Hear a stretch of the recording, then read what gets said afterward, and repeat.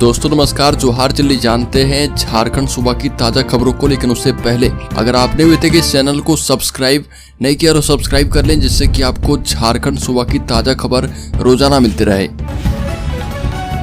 सबसे पहले खबर, झारखंड लैंड जिहाद का सबसे बड़ा केंद्र बता दें कि भाजपा के राष्ट्रीय महामंत्री और राज्यसभा सांसद अरुण सिंह ने झारखंड सरकार को निशाने पर लिया और झारखंड को देश में लैंड जिहाद का सबसे बड़ा केंद्र बताते हुए कहा कि झारखंड के लोग अगर अपनी जमीन लैंड जिहाद से बचा लेंगे तो ये बहुत बड़ी बात होगी। बता दें कि उन्होंने कहा कि झारखंड में भ्रष्टाचार और तुष्टीकरण चरम पर है। Land mafia, sand mafia, stone mafia, liquor mafia Jharkhand सरकार को चला रहे। ये भी कहा कि राज्य सरकार इनसे अनाप शनाप पैसा ले रही है और इसी का नतीजा है कि प्रदेश के पूर्व मुख्यमंत्री और एक मंत्री जेल में है। अगली खबर, बाबूलाल मरांडी ने कहा कि मोदी के रहते कोई भी आदिवासी, दलित और ओबीसी आरक्षण को खत्म नहीं कर सकता। भाजपा के प्रदेश अध्यक्ष बाबूलाल मरांडी ने राजमहल लोकसभा के पाकुड़ जिले में बूथ स्तरीय कार्यकर्ता सम्मेलन को संबोधित किया और मरांडी ने कहा कि आदिवासी, दलित और ओबीसी के आरक्षण को खत्म नहीं कर सकता जब तक कि पीएम मोदी हैं। इंडी गठबंधन वालों की दुकानें बंद हो रही है, उनके साथ जनता खड़ी नहीं है, इसलिए भी दुष्प्रचार किया जा रहा और उनकी साजिश को बिल्कुल ही अच्छी तरीके से समझ लें। अगली खबर, राज्य में बिजली कटौती से उपभोक्ता परेशान। सूबा में कोकर डिवीजन में होती है आंख मिचौली। बता दें कि राज्य में गर्मी बढ़ने से लोकल फॉल्ट की समस्या भी ज्यादा बढ़ गई, जिसके कारण लोगों को बिजली कटौती का सामना करना पड़ रहा। कोकर इलाके में सुबह 5 बजे से लगभग 5 घंटे के अंतराल में बिजली के आने जाने का सिलसिला लगातार जारी रहता है, जिसके कारण पहले सुबह में गर्मी के कारण सोए हुए लोगों की नींद जल्दी खुल जाती है। अगली खबर, 10 जून के पहले ज्यादा से ज्यादा बालू स्टॉक करने का निर्देश। 10 जून से राज्य के सभी बालू घाटों पर एनजीटी के आदेश पर बालू उठाव पर रोक लग जाएगी, जो कि 15 अक्टूबर तक जारी रहेगी। खान सचिव एवं खान निदेशक ने सभी डीएमओ को निर्देश दिया है कि जिले के स्टॉकिस्ट लाइसेंस धारी को ज्यादा से ज्यादा बालू स्टॉक करने का निर्देश दिया जाए, ताकि मानसून के दौरान निर्माण कार्य के लिए बालू की कमी न हो पाए। स्टॉकिस्ट चाहे तो जेएसएमडीसी के चालू 23 घाटों से बालू ले सकते हैं। वही स्टॉकिस्ट को पड़ोसी राज्य से भी बालू लाकर स्टॉक करने की अनुमति दी गई है। अगली खबर, इस्तीफा मांगे या फिर इंतजार करें। आलमगीर आलम की गिरफ्तारी के बाद कांग्रेस के सामने एक और बड़ी समस्या। फैसले पर टिकी सबकी नजर। मंत्री आलमगीर आलम के गिरफ्तार होने से कांग्रेस के सामने समस्या आ गई है कि वो आलमगीर आलम से इस्तीफा मांगे या फिर उन्हें पद से हटा दे। कहीं न कहीं संवैधानिक संकट को लेकर कांग्रेस अभी अनिर्णय की स्थिति में है। फिलहाल कुछ दिनों का इंतजार करने की तैयारी दिख रही है और शीर्ष नेता, केंद्रीय नेतृत्व एवं आलमगीर आलम का पक्ष जाने बगैर कुछ बोलने के मूड में नहीं दिखते हैं। अगली खबर, आलमगीर आलम की गिरफ्तारी पर जुबानी जंग तेज। भाजपा ने कहा कि आकंठ भ्रष्टाचार में डूबी है सरकार। कांग्रेस ने बताई सियासी साजिश। टेंडर कमीशन घोटाले में झारखंड के ग्रामीण विकास मंत्री आलमगीर आलम की गिरफ्तारी पर राज्य के सियासी हलकों में जुबानी जंग तेज है।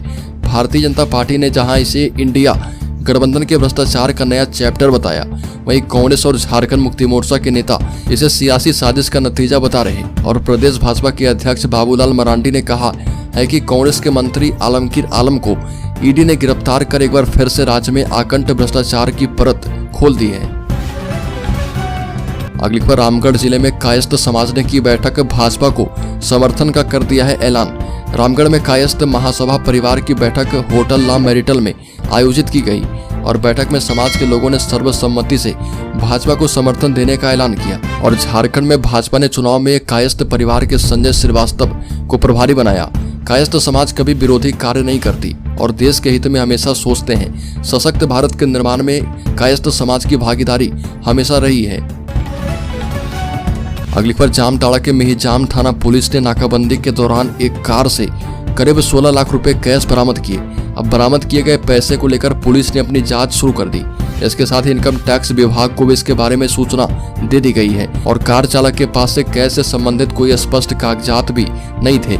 इसके बाद पुलिस ने मौके पर आयकर विभाग की टीम को सूचित किया और पुलिस और आयकर विभाग के अधिकारी धनराशि के बारे में पूछताछ करने में जुट गए।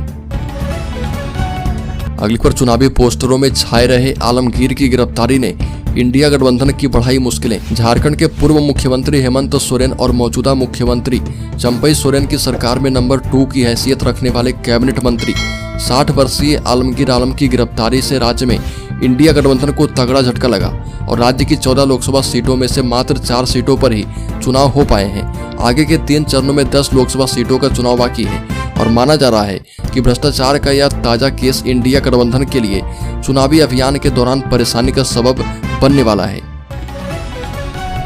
अगली खबर, झारखंड में हर महीने 900 लोग हो रहे साइबर ठगी का शिकार, शक होते ही ये नंबर करें डायल। बता दें कि मूवीज होटल रेटिंग के नाम पर ठगी, एनी डेस्क सहित स्क्रीन शेयरिंग ऐप डाउनलोड करवाकर ठगी, गूगल सर्च इंजन पर फर्जी हेल्पलाइन नंबर के माध्यम से ठगी, ओटीपी पूछकर ठगी सहित साइबर अपराध के तहत ठगी के विभिन्न मामले में पुलिस की कार्रवाई जारी है और सीआईडी झारखंड के अधीन संचालित साइबर अपराध थाने की पुलिस ने ऐसे ठगी के मामले में त्वरित कार्रवाई करने को लेकर निर्णय किया है। झारखंड में साइबर अपराध हेल्पलाइन नंबर 1930 पर जैसे ही ठगी की शिकायत होती है, पुलिस त्वरित कार्रवाई करते हुए संबंधित बैंक खाता एवं ट्रांजैक्शन को ब्लॉक करती है। अगली खबर, मध्य प्रदेश के मुख्यमंत्री झारखंड पहुंचे और कहा कि चोरी करोगे तो जेल जाओगे। झारखंड में मुख्यमंत्री मोहन यादव ने बिना नाम लिए साधा हेमंत सोरेन पर निशाना। मध्य प्रदेश के मुख्यमंत्री मोहन यादव झारखंड पहुंचकर बिना नाम लिए झारखंड के पूर्व मुख्यमंत्री हेमंत सोरेन पर निशाना साधते हुए कहा कि आप भले ही अपना नाम आलमगीर रख लें, लेकिन ये तो आपका चोरगीर है। आप चोरी करोगे तो जेल जाओगे, कोई बचाने वाला आपको मिलेगा नहीं, क्योंकि नरेंद्र मोदी की सरकार है। इसके साथ ही उन्होंने पार्टी छोड़कर कांग्रेस में शामिल हुए जयप्रकाश पटेल पर हमला करते हुए कहा कि जयप्रकाश अपना पाला बदलने के बाद पराजय प्रकाश हो गए। अगली खबर, इम्प्रूवमेंट परीक्षा में शामिल होने के लिए अब नहीं करना पड़ेगा साल भर का इंतजार। जैक बोर्ड ने शुरू की तैयारी। बता दें कि झारखंड एकेडमिक काउंसिल ने इस वर्ष से इम्प्रूवमेंट परीक्षा की प्रक्रिया में बदलाव कर दिया है और वर्ष 2024 में मैट्रिक इंटर की वार्षिक परीक्षा पास कर चुके जो विद्यार्थी अपने अंक से संतुष्ट नहीं है, वो इम्प्रूवमेंट परीक्षा इसी साल दे सकते हैं। और इससे पहले तक मैट्रिक इंटर के विद्यार्थियों को इम्प्रूवमेंट परीक्षा के लिए 1 साल का इंतजार करना होता था। इम्प्रूवमेंट परीक्षा में वही विद्यार्थी शामिल हो सकते हैं जो कि मैट्रिक इंटर की वार्षिक परीक्षा में उत्तीर्ण हुए हों। अगली खबर, ईडी के रिमांड नोट के मुताबिक झारखंड के मंत्री आलमगीर टेंडर देने के बदले लेते थे कमीशन। कांग्रेस नेता एवं झारखंड के ग्रामीण विकास मंत्री आलमगीर आलम को लेकर ईडी के रिमांड नोट में बड़ा खुलासा किया गया।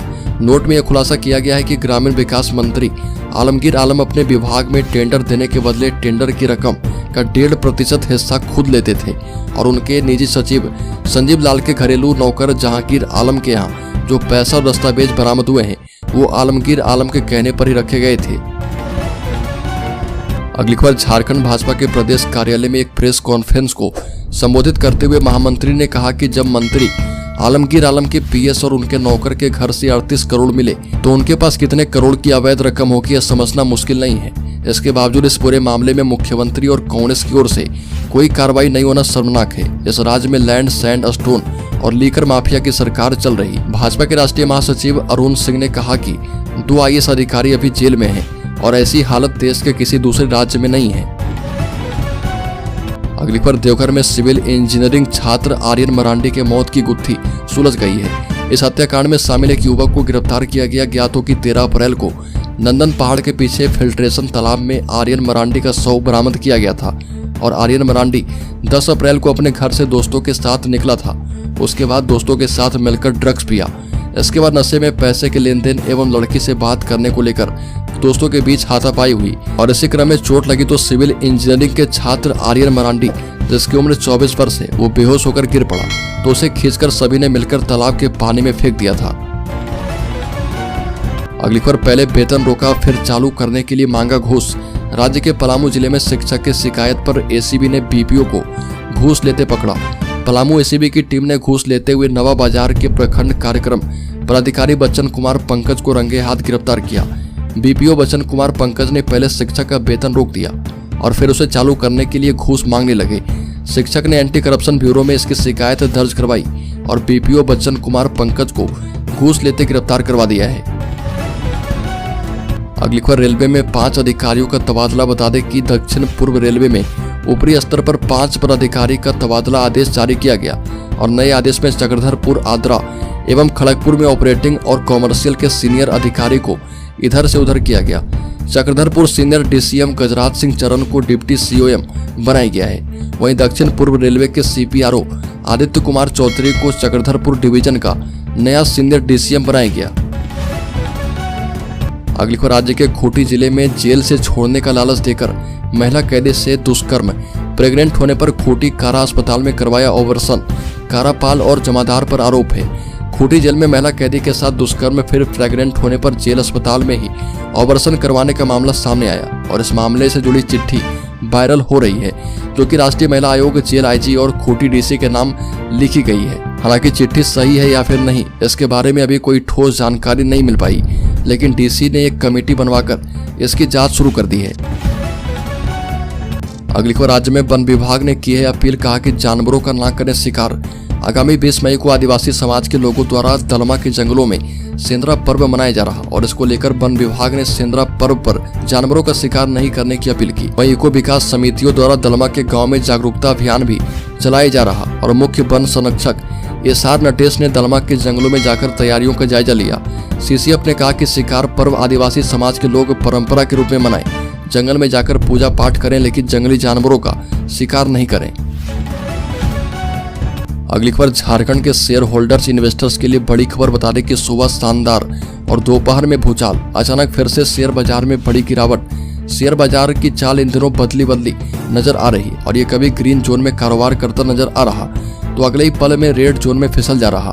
शुरुआत के बाद अचानक बड़ी गिरावट आ गई और बॉम्बे स्टॉक एक्सचेंज का 30 शेयरों वाला सेंसेक्स भरभराकर 400 अंकों से ज्यादा टूट गया। और बता दें कि सबसे ज्यादा जिन शेयरों में टूट आई है उसमें मारुति के शेयर हैं और इसके अलावा पावर ग्रिड के शेयर, टाटा मोटर्स के शेयर शामिल हैं। एनटीपीसी के शेयर में भी गिरावट सामने आई है। बैंकिंग शेयर में भी जोरदार गिरावट सामने आई और इसमें एसबीआई प्रमुख बैंक शामिल है।